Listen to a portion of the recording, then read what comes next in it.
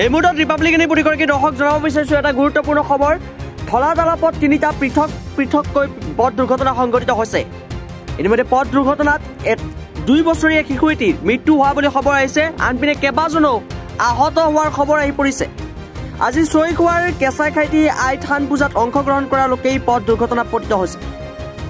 আহত কেইজনক ইতিমধ্যে ৰূপাই চাইডিং DC বৰা নাৰ্ছিং হোমত চিকিৎসা প্ৰদান কৰি থকা হৈছে বুলি জানিব পৰা গৈছে।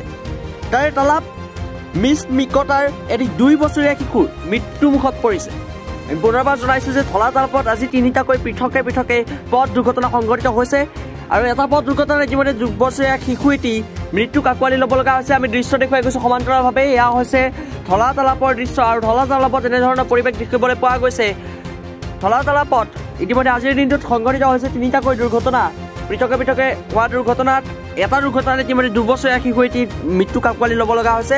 আনপিনে কেইবাজনো লোক আহত হোৱাৰ খবৰ আহি পৰিছে। চৈখোৱা কেঁচাখাইটি আই থানত পূজাত অংশগ্ৰহণ কৰাৰ উদ্দেশ্যে তেওঁলোকে ইতিমধ্যে গৈছিল আৰু সেই অংশগ্ৰহণ কৰা লোকসকলে দুৰ্ঘটনাত পতিত হয়। আহত কেইজনক ইতিমধ্যে ৰূপাই চাইডিং DC বৰা নাৰ্ছিং হোমত চিকিৎসা প্ৰদান কৰি থকা হৈছে। তাৰে তালাপ মিছ মিকটাৰ এটা 2 বছৰীয়া শিশু মৃত্যুমুখত পৰে বুলি জানিব পৰা গৈছে। আমাৰতো মন্তব্য আছে, আমি আপোনালোকক মন্তব্য শুনাব বিচাৰিছোঁ এই মুহূৰ্তত। বিষয় আজিৰ দিনটোত এই আমাৰ আজিৰ পৰা নহয় বহু যুগৰ পৰা আমাৰ এই ধলাত কেঁচাইখাত এই যিটো আমাৰ মন্দিৰ আছে বাবু পূজা বুলি কয়, এইটো মানে অসম বিখ্যাত, প্ৰত্যেকেই জানে। আৰু প্ৰশাসনে জনা স্বত্তেও যে আজিৰ দিনটোত মানুহৰ মানে বিশাল সমাগম ঘটিব, কিন্তু আমি প্ৰশাসনৰ কোনো জেগাতে এটা ট্ৰাফিক আমি দেখা নাপাওঁ আজিৰ তাৰিখত। আৰু তাৰ আজি 3 ঘণ্টাৰ ভিতৰত তিনিটাকৈ এক্সিডেণ্ট হৈছে, সংঘটিত হৈছে। একেবাৰে দুখৰ কথা, 2 বছৰীয়া ল'ৰা এজন কেঁচুৱা এজন আজি সেই বাছ ড্ৰাইভাৰৰ ভুলৰ কাৰণে চাইকেলত আছিলে, ওলোটা দিশে গৈ কিনে এই বাছ ড্ৰাইভাৰ এক্সিডেণ্ট সংঘটিত কৰে, বাছ উঠাই দিয়ে তাৰ ওপৰত আৰু বাছখন পলাই যায়।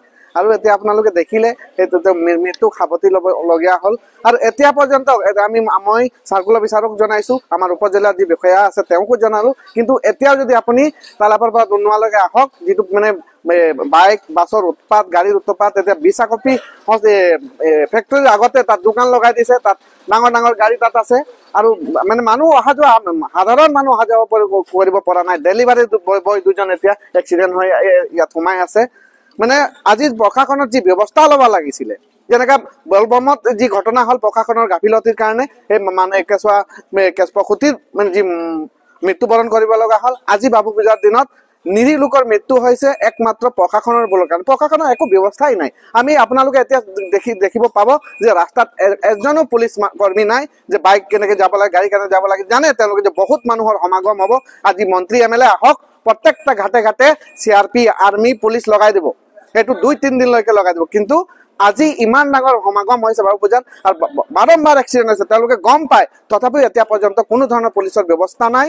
তাৰ বাবে আমি পুলিচক জগৰীয়া কৰিছোঁ। আৰু এই কেঁচুৱা মৃত্যু সাৱটি ল'বলগীয়া হ'ল, তাৰ কাৰণে জগৰীয়া এই পুলিচ প্ৰশাসনেই হ'ব। আৰু এই ক্ষতিপূৰণ কোনে দিব? আৰু এই যে যিজন বাছ ড্ৰাইভাৰক পুলিচে কৰায়ত্ব কৰিব নাই, সেইটো প্ৰশ্ন হৈছে। আৰু এতিয়াও আমি সকীয়াই দিছোঁ, এতিয়াও যদি পুলিচে ব্যৱস্থা গ্ৰহণ নকৰে তেন্তে ৰাইজ কিন্তু ৰাজপথত ওলাই আহিব। আৰু তাৰ কাৰণে যদি অপ্ৰীতিকৰ ঘটনা যদি হ'ব, দায়ী কিন্তু প্ৰশাসন হ'ব।